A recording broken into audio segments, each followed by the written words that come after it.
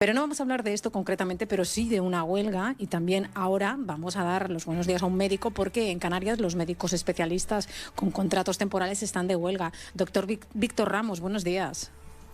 Muy buenos días, Lourdes. El doctor Ramos es urólogo, coordinador de trasplantes del Servicio de Urología del Hospital Universitario de Canarias. Lleva casi 20 años trabajando allí, tiene 52 años. ¿Cuál es tu situación laboral, Víctor? Bueno, soy urólogo, como bien has dicho. Estoy contratado temporal en mi hospital, el Hospital Universitario, pues desde que finalicé mi formación vía MIR en el año 2003. Desde ese momento, bueno, he concatenado como unos 10, 11 contratos, todos temporales, pasando desde un contrato por día, un contrato de adjunto o facultativo especialista en práctica, un contrato interino laboral, a un contrato temporal estatutario y el último una interinidad temporal. Claro, y no hablas de ti mismo, porque tenéis en plantilla una gran parte de la gente, de los profesionales, con contratos temporales también, ¿no? Sí, de hecho hemos valorado especialidad por especialidad y de nuestros compañeros especialistas en nuestro hospital, el 65% de la plantilla es temporal. El 65%. Pero vosotros sois los médicos a los que aplaudíamos durante el confinamiento, ¿no? Y sin embargo tú, me imagino que, yo qué sé, para pedir un crédito a lo mejor pues no podrías, para comprarte una casa. Claro, es y ha sido un problema. De hecho, para pedir un crédito, en mi caso en particular, hemos usado el contrato de mi mujer, que también es médico, pero fijo, porque claro, al final te piden unas garantías para el préstamo y uno de ellos es que tenga un contrato con una estabilidad. Es uno de los problemas que tiene la temporalidad, ¿no?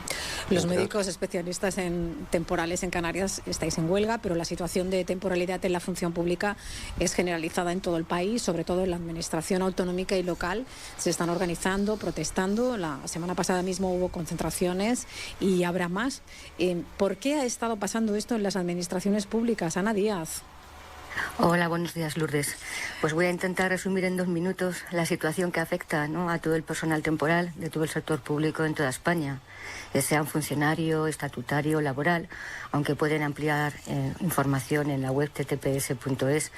El problema, Lourdes, es que hace más de 20 años que la Administración recurre a contratos temporales para cubrir necesidades de la plantilla que no son provisionales y urgentes, ¿no?, sino permanentes y estables.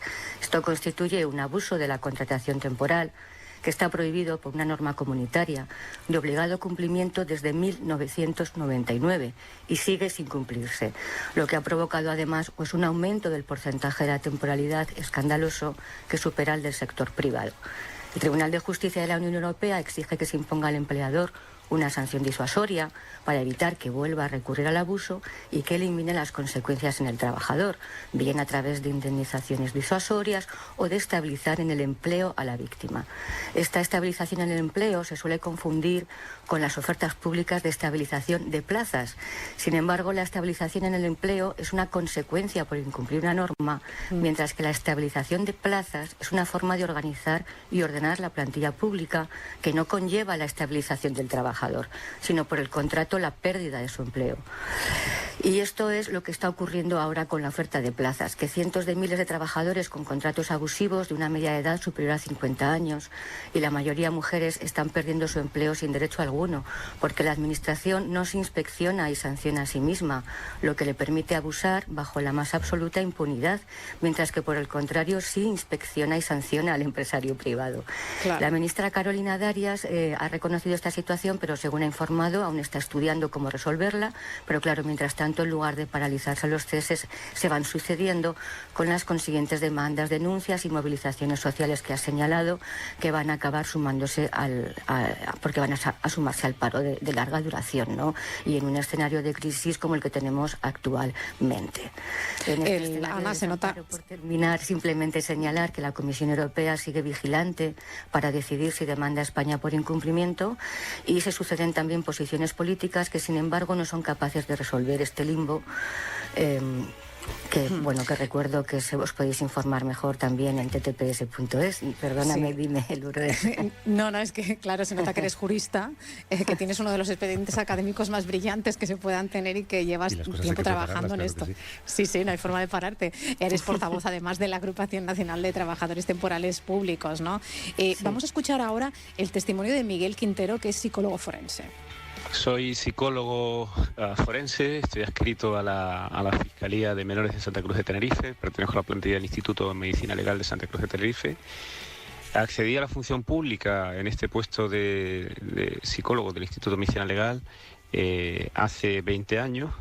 Como la mayoría de mis compañeros, todos hemos pasado algún tipo de procedimiento selectivo en el momento en el que accedimos a la función pública. En paralelo desarrollo mi función en otras instituciones, también soy profesor de universidad y pertenezco a la reserva voluntaria como capitán psicólogo de las Fuerzas Armadas.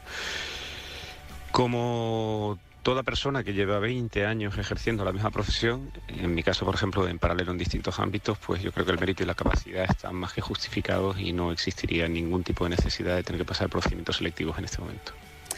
Ana, habrá quien piense que precisamente lo que decía Miguel, ¿no?, que temporalmente habéis estado ocupando una plaza que si sale ahora a concurso público debería ser en igualdad de condiciones. ¿Por qué os parece injusto esto? Bien, es que el problema no son los procesos selectivos ni las ofertas de empleo. Nuestro problema es que no se sanciona la administración y un proceso selectivo, como decía antes, es una forma de organizar la plantilla, no de sancionar a la administración. Entonces, como no se sanciona a la administración, nos vemos obligados a volver a concurrir a procesos selectivos. Evidentemente, creo que es obvio que personas con más de 50 años, con esta trayectoria profesional de excelencia, de las que estamos hablando además ahora mismo, me parece intolerable que se le pida a esta persona que están enseñando a los demás cómo se trasplanta en los hospitales, cómo se hacen las normas, en mi caso, en fin, que se nos exija demostrar un mérito que verdad, ¿no? está más que claro, ¿no?